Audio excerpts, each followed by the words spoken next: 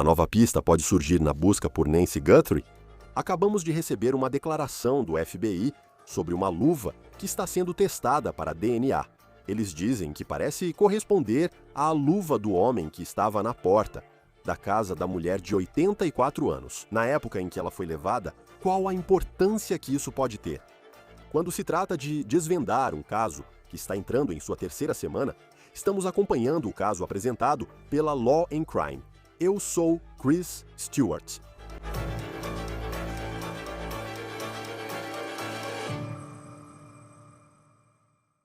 Foi há 15 dias que Nancy Guthrie foi à casa da filha para jantar e jogar alguns jogos, uma típica noite em família.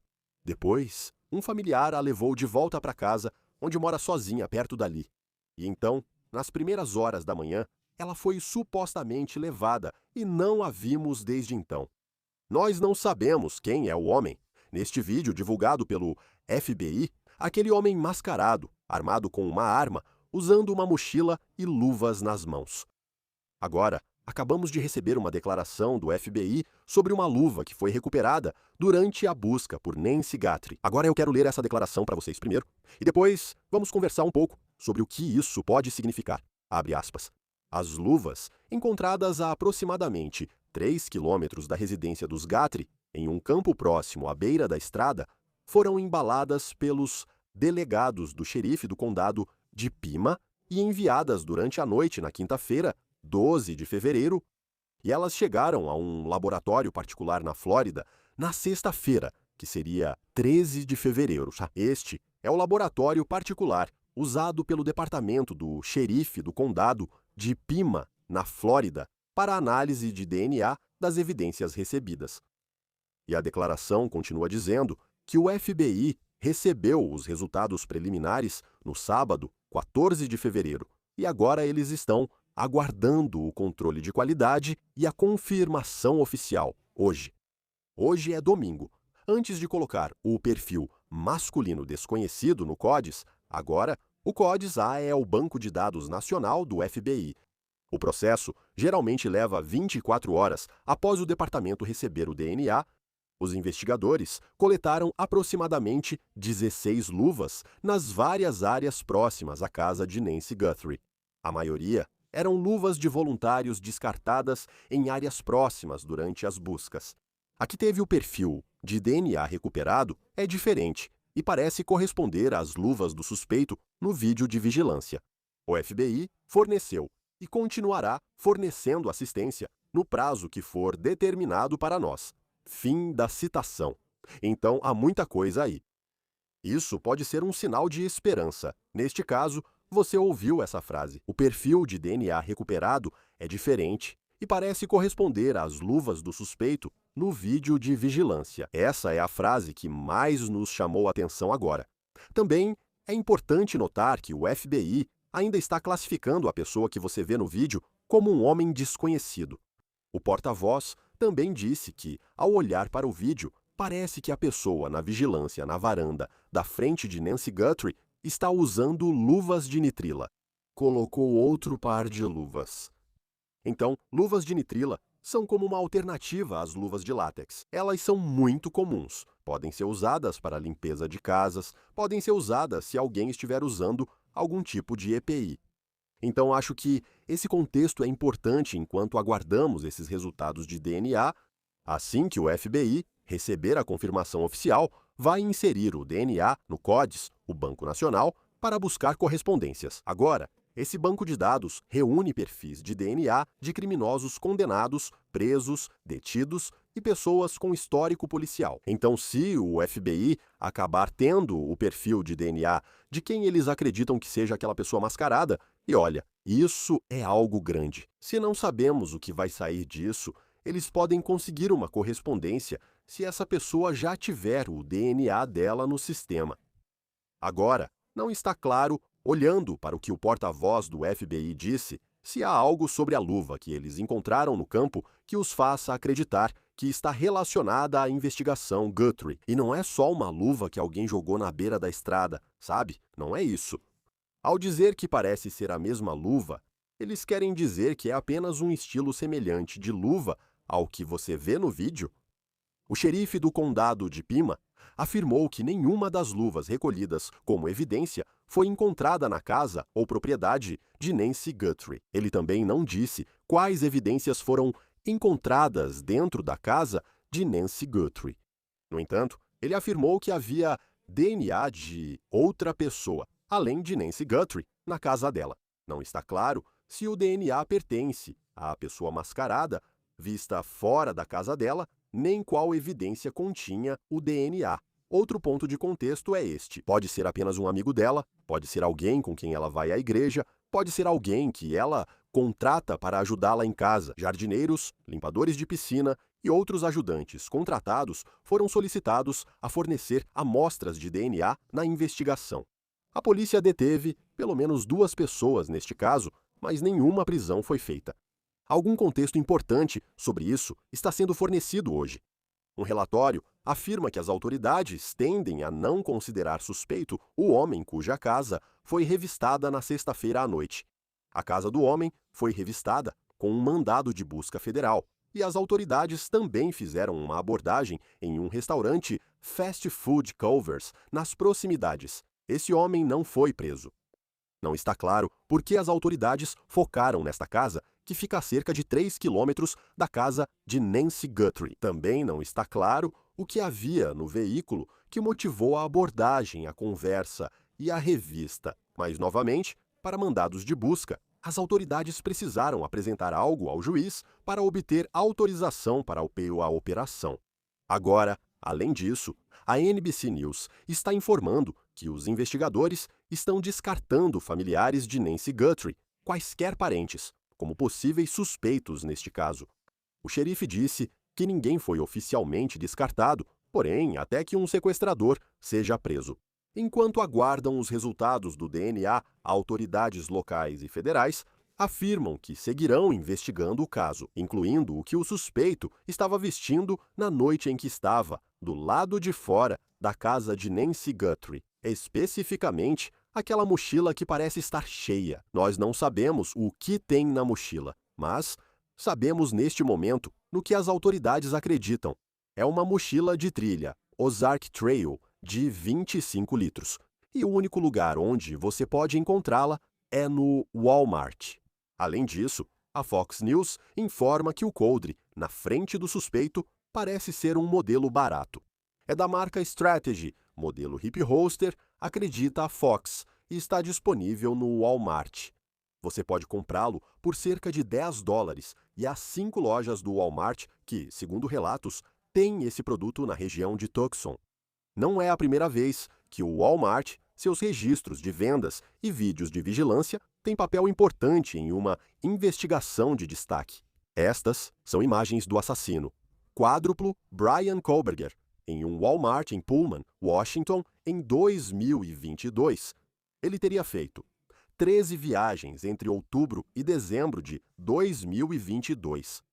Ele matou 4 estudantes da Universidade de Idaho em sua casa em 13 de novembro. A polícia estava analisando o que ele comprou no Walmart, enquanto tentava descobrir onde ele comprou a faca Ka-Bar que usou nos assassinatos. Agora, na busca por Nancy Guthrie, a polícia ainda espera poder encontrá-la, e uma parte fundamental disso pode ser o marca-passo dela. Você deve lembrar da linha do tempo apresentada pela polícia. O dispositivo dela se desconectou do iPhone às 2h28 e estava sincronizado com seu Apple Watch. O iPhone e o Apple Watch dela foram achados em casa na manhã em que ela foi levada. Agora a polícia usa equipamentos de alta tecnologia para tentar encontrar vestígios disso. Media Pacemaker notou um helicóptero voando baixo sobre o bairro de Nancy Guthrie, informado pela News Nation. Isso porque eles estão usando o que chamam de rastreador de sinal em um helicóptero, na esperança de que agora ele capte o marca-passo. Para usar esse dispositivo, você precisa voar baixo e devagar sobre uma determinada área. O detetive Steve Fisher, que participa frequentemente do programa, publicou no UIS um contexto sobre o equipamento, explicando como funciona, pois já o usou em buscas por desaparecidos. Steve diz: esse dispositivo pode captar uma variedade de sinais como Wi-Fi, dados celulares, frequência de rádio, emissões e até mesmo emissões vindas de um marca-passo. Segundo ele, é preciso voar bem baixo em relação ao solo, então não dá para vasculhar uma cidade inteira, apenas áreas definidas. Agora, na experiência dele, nos 3 casos em que ele usou, eles não tiveram sucesso, mas isso não significa que não possa funcionar. Na busca por Nancy Guthrie, o FBI dobrou o valor da recompensa oferecida por informações que levem até Nancy Guthrie. Quem tirou ela de casa, agora a recompensa é de $100.000. As autoridades também receberam milhares de dicas nesse caso, e muitas delas chegaram depois que as imagens de vigilância foram divulgadas pelo diretor do FBI, Kash Patel, nas redes sociais. E olha, quando você vê aquelas imagens, é realmente impressionante. Isso dá um rosto ao monstro que estaria por trás do desaparecimento de Nancy Guthrie, um monstro mascarado neste momento. Mas vamos falar em um momento sobre por que divulgar aquelas imagens quando o FBI fez isso pode ter sido um erro nesta investigação. Atualmente, as autoridades contam com o público para fornecer imagens de câmeras de segurança durante a investigação. Na quinta-feira à tarde, o xerife do condado de Pima pediu que moradores com câmeras de vigilância, como Nest ou Ring, colaborassem. Imagens de vídeo de 1º de janeiro até 2 de fevereiro de 2026 em um raio de 3 quilômetros desta parte da cidade, isto Skyline Drive e North Campbell Avenue. E eles dizem que querem qualquer coisa que mostre veículos, tráfego, pedestres ou atividade suspeita. A casa da Nancy fica a cerca de 6 quilômetros ao sul desse cruzamento. Eles também estão contatando pessoas com câmeras no aplicativo Neighbors. Se receber um pedido no Neighbors de alguém dizendo ser da polícia, verifique se há um selo azul para confirmar que é legítimo. Também há um link que o departamento do xerife publicou no X, onde você pode enviar vídeos como evidência agora. Antes, a polícia buscava vídeos de horários específicos, não do mês inteiro de janeiro a fevereiro. A que voa afirma que moradores de Catalina Foothills, em Tucson, estão sendo orientados a fornecer filmagens de câmeras de vigilância em horários específicos. Um dos horários é 11 de janeiro, cerca de 22 dias antes de Nancy Guthrie ter sido levada, entre 21h e meia-noite. Além disso, eles estão procurando imagens da manhã do dia 31 de janeiro, entre 9h30 e 11h. Isso porque eles dizem que havia um veículo suspeito na área por volta das 10h da manhã. Eles não disseram como esse veículo pode ser, mas sabemos que eles foram até aquele Círculo K, logo no início dessa investigação, perto da casa de Nancy Guthrie, procuram imagens de câmeras de segurança de um veículo suspeito, segundo eles. Mas o veículo, parte disso pode ser um exemplo do ponto de vista do público. Nós não sabemos tanto quanto talvez pensamos que sabemos quando se trata desse caso. Veja, este é o novo cartaz de pessoas desaparecidas divulgado pelo FBI. A recompensa já foi dobrada para $100.000. Se souber algo sobre Nancy Guthrie, ligue para o xerife do condado de Pima, 52-035-14900.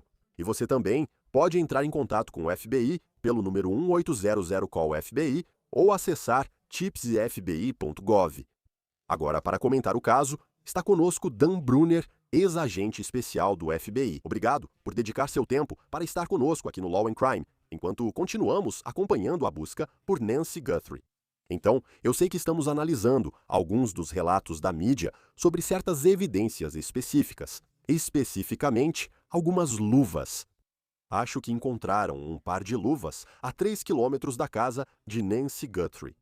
Como isso pode influenciar o caso? Como você determina se a luva pode pertencer à pessoa do vídeo de vigilância na entrada? Isso não será feito até que aquelas luvas do vídeo sejam recuperadas, então não sabemos se as luvas encontradas na beira da estrada são as mesmas que aquele indivíduo usava. A única maneira de afirmarmos definitivamente que aquelas luvas encontradas na beira da estrada pertencem ao indivíduo será quando esse indivíduo for capturado e o DNA dele for comparado com o DNA recuperado de dentro das luvas. Até lá, isso é apenas uma pista. Isso nos fornece informações. Eles têm DNA que recuperaram do interior da luva. Esse DNA será enviado para laboratórios para análise e depois será inserido no CODES. Para comparação com o DNA que já está no sistema, que mantém todo o DNA, todo indivíduo que é preso em nível federal, que é levado sob custódia, não apenas interrogado, mas realmente levado sob custódia, recebe uma coleta de DNA. A amostra de DNA é inserida no banco de dados, mantido para consultas futuras. Se esse indivíduo já teve interações anteriores com autoridades federais, não importa se foi com o FBI, DEA, HSI, se ele já foi preso anteriormente por alguma autoridade federal. Aquela amostra de DNA da luva será descoberta e então eles vão encontrá-la e poderemos obter uma identificação novamente. Isso ainda não diz definitivamente que o indivíduo no vídeo é o mesmo indivíduo que está com as luvas, aquele indivíduo que tem o CODES. O DNA que foi encontrado nas luvas na beira da estrada poderia facilmente ser de alguém que só estava trabalhando naquele dia. E sim, ele já tinha sido preso no passado. Se ele corresponde à descrição, então, uma vez que essa pista é fornecida, ok, temos um indivíduo que corresponde à descrição física e temos as luvas. Onde ele mora? Tudo certo, isso nos dará causa provável para emitir um mandado de busca na casa dele com base no DNA, o CODES das luvas, que parecem ser as mesmas do vídeo. A descrição física dele, 1,75 metros, 1,78 metros porte médio, coincide com o vídeo. Acredito que isso seria suficiente para um juiz federal autorizar um mandado de busca e então o mandado de busca será cumprido na casa. Se encontrarem a mochila, roupas, máscara facial ou outro material possivelmente usado no crime. Então, tudo isso será reunido como parte das provas em um processo judicial e para levar ao tribunal e acusá-los de quaisquer outros crimes federais. Mas isso é apenas uma das peças. Definitivamente não é a prova definitiva, mas é uma das peças. Há muita especulação nesse caso, como sabemos, e ela só aumenta a cada dia, tornando-se exaustiva. Já se passaram 15 dias disso. Quando as autoridades ficam em silêncio, sei que o xerife deu entrevistas, mas parou com as coletivas de imprensa. A especulação parece estar aumentando.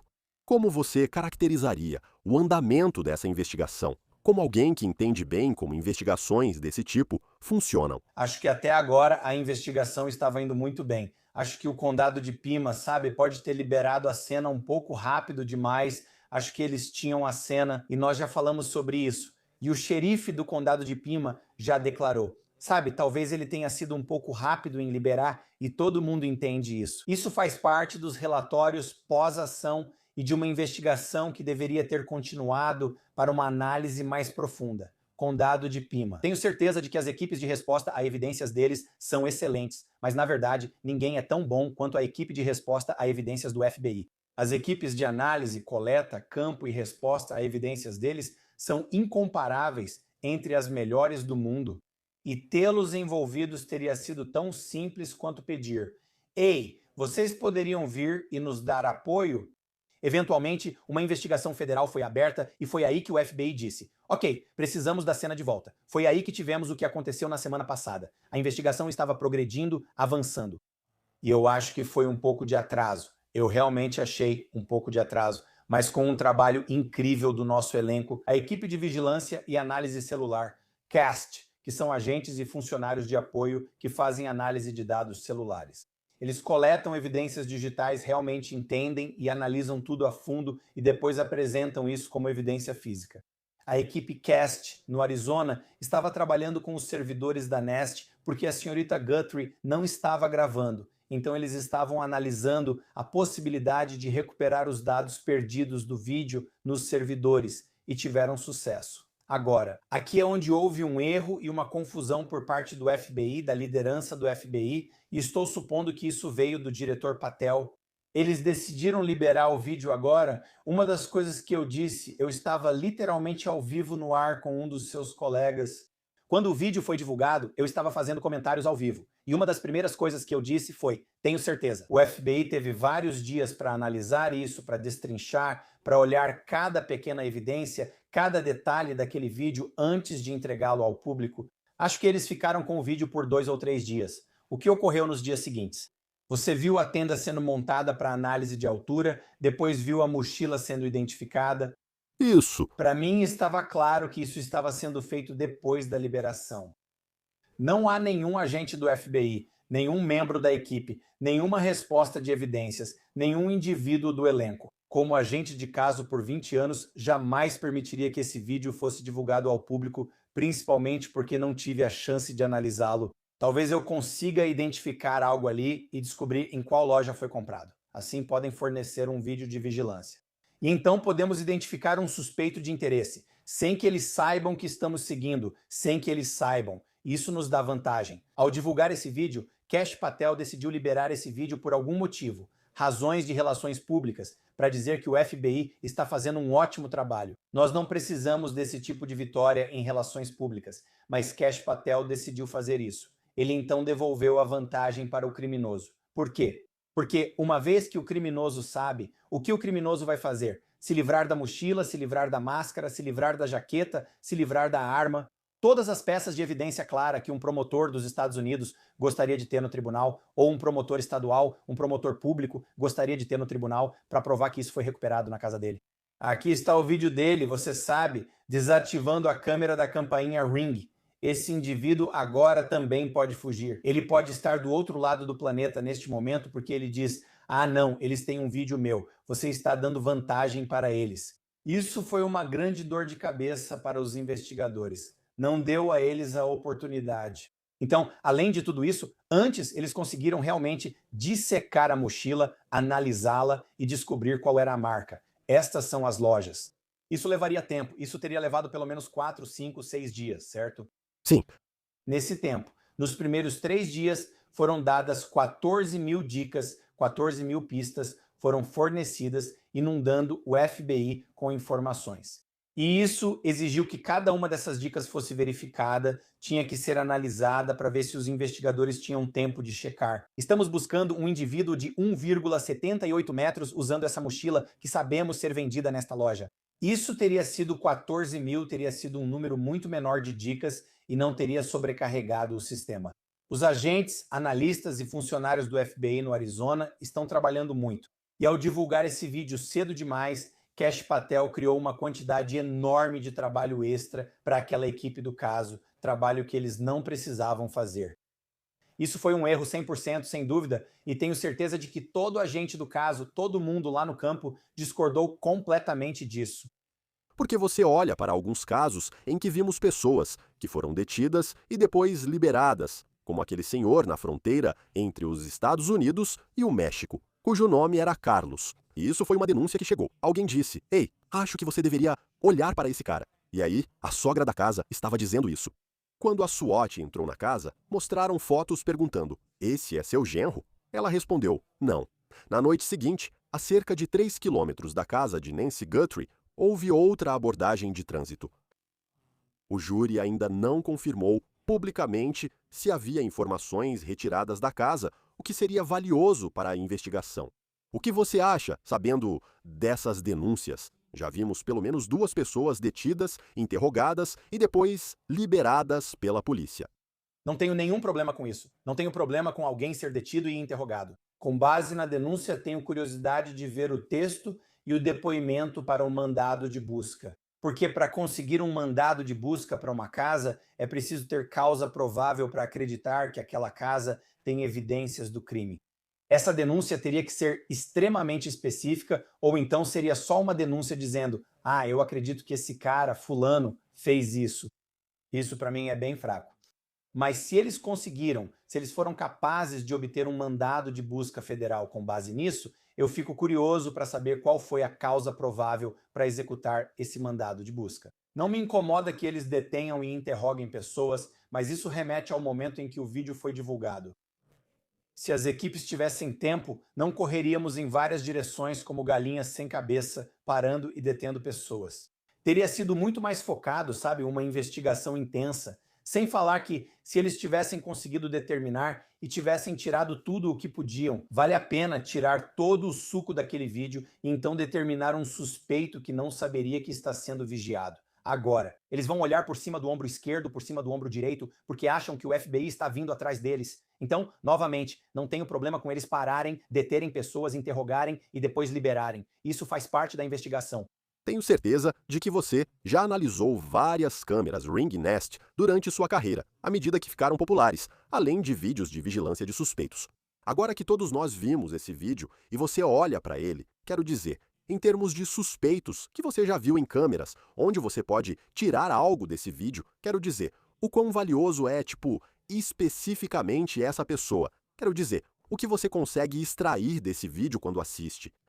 Bem, isso confirma o que eu já dizia antes do vídeo ser divulgado. Essa equipe ou grupo era de amadores. Eles não são criminosos nem sequestradores profissionais. E eu já dizia isso antes, porque você não sequestra. Quero dizer, conversando com vários colegas meus da equipe de negociação de crises, é que você não sequestra uma mulher de 84 anos com problemas de saúde. Certo? Você não faz isso. Quero dizer, por causa dela. Se você está fazendo isso por kinete, por resgate, ela tem uma semana, talvez, se você não tiver o remédio dela, talvez uma semana, talvez, no melhor dos casos, você sequestra alguém na casa dos 40 anos, alguém na casa dos 30 anos.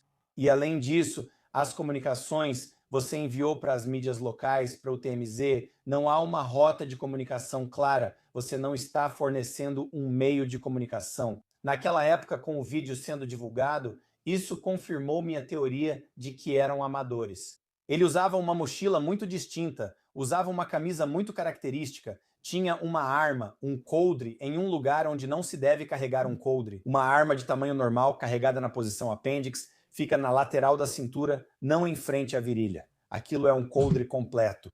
Então eu vi isso e pensei, esse cara é um aspirante a criminoso. Ele não é, sabe, ele não é um profissional no máximo e comete erros o tempo todo. Ele ficou lá por 41 minutos parado na varanda por uns 3 a 5 segundos. Se você observar as gotas de sangue, havia câmeras de notícias quando aquele vídeo foi feito. Quando a cena foi divulgada, as câmeras foram à varanda. Você vê o sangue pingando direto para baixo.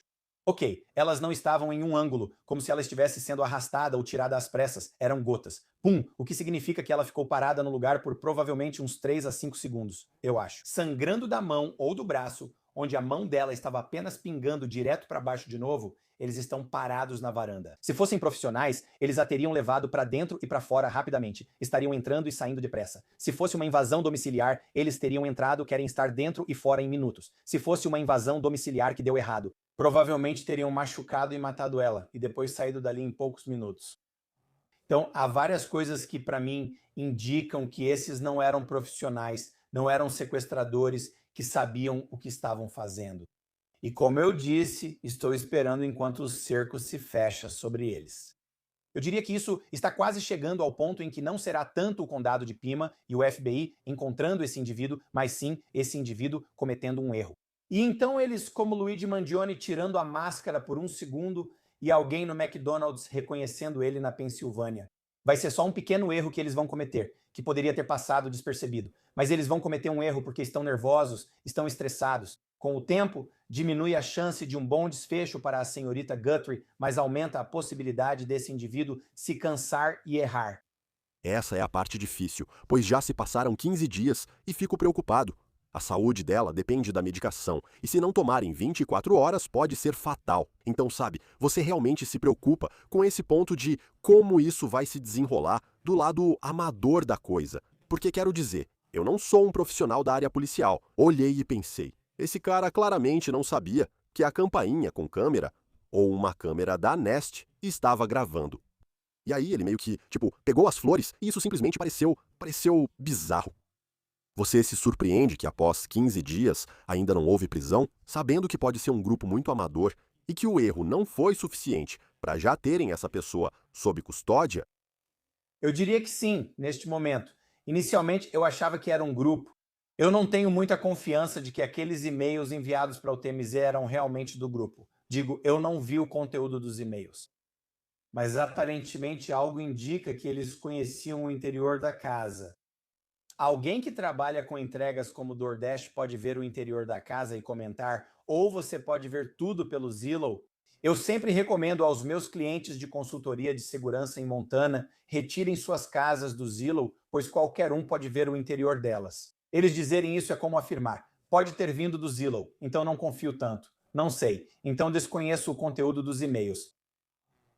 Mas sim, no começo eu achava que era um grupo de pessoas, 2 ou 3.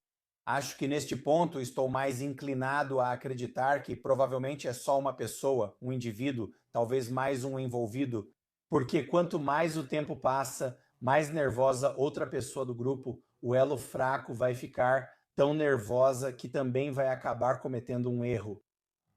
Então eu acredito, estou dizendo, quanto mais o tempo passa, menor é o grupo. Isso porque eles são amadores e não profissionais?